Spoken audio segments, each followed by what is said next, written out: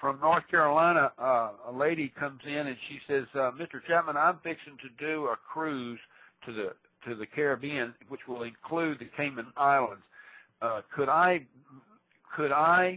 possibly open up a bank account there and move funds to that location? You could, but you'll have to sign a W-9, which is handed over by the Cayman authorities to the U.S. Treasury.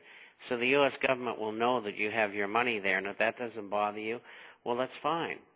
And what most people do when they open an account there, they either open up a corporation or a trust, and to house their money in, so that both corporations and trusts never die. They're perpetual in nature, so that if you had a trust, let's say, and it's in your name and your husband and 6 other people, when you and your husband become deceased, the other 6 people take over the trust.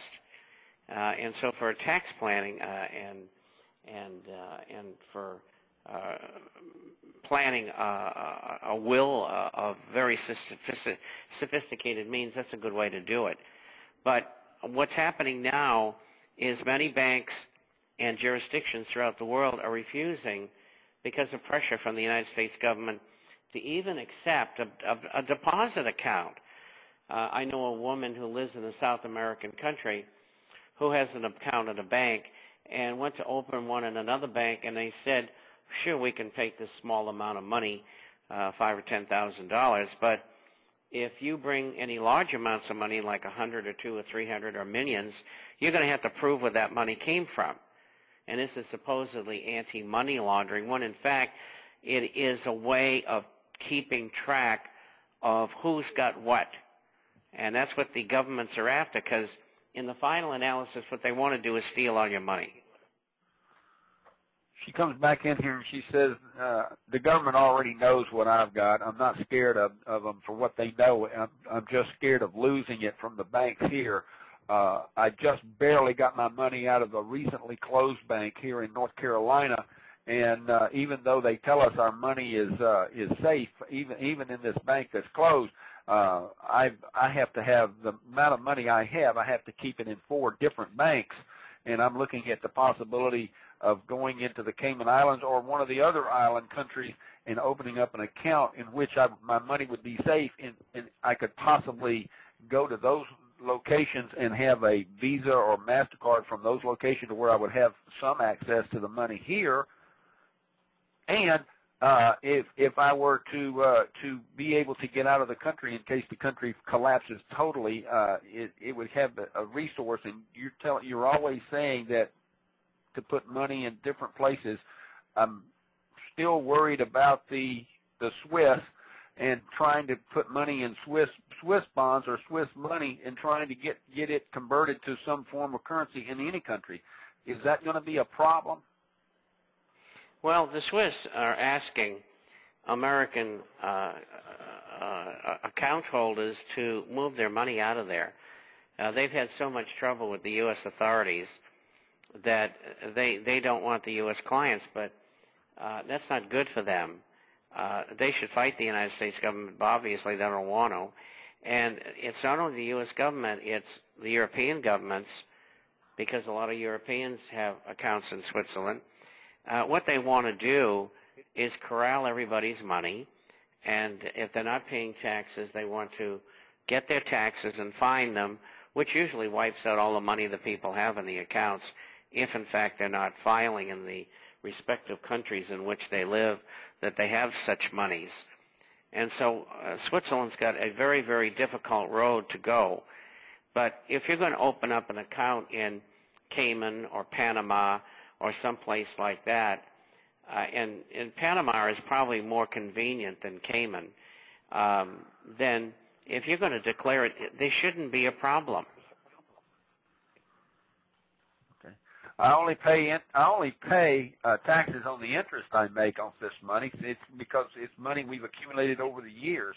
It's just that we live off of this money in our retirement years, and I do have children and grandchildren and one great-grandchild to put all this stuff in a trust. I like that idea. Thank you very much. You're very welcome there, lady. One of the many benefits of listening to Drew Rains. No. Listening to Bob Chapman. Bob Chapman's on over, how many networks are you on? 20 a week? 20 shows? Oh, I don't know. You Lots forget? just out there to help people. We're going to have to get Alan Stang on here to do an interview for all you Marines out there. And Bob Chapman and Alan Stang are good friends. Let them just have a 2-hour show all to themselves one day. Yeah, I haven't even talked to him in a long time. I'm so busy. His wife told someone the other day, why doesn't he call, you know? So I will. Guys, you got any more IMs coming in? I'm waiting. Mr. Chapman, do you have any input over the secret prisons in South America? No, I really don't know about them, quite frankly.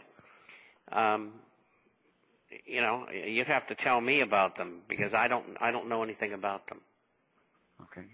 I mean, I've heard about Cuba and Guantanamo, but I've heard nothing about secret prisons in any country. And my ear's pretty close to the ground. I would have thought I would have heard about them. In the headlines in today's newspaper in New Orleans reads that the U.S. economy is returning to a 1955 era as deflation is returning. And the U.S. economy begins to deflate for the first time in over 50 years. Mr. Chapman, the consumer price index is falling for the first decline since August of 1955, according to the newspaper.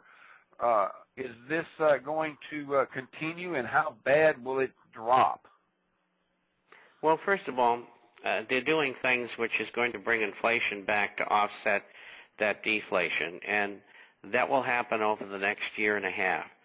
And all of a sudden, that newspaper in New Orleans is going to say, well, yes, we will look like it was going to get deflationary, and then because the Fed was buying all this treasury paper and government and the Fed were spending all this money that didn't exist before, that now we're having inflation again. And that's what I believe is going to happen. In fact, inflation is still around 9%. It's come down from 13.6%.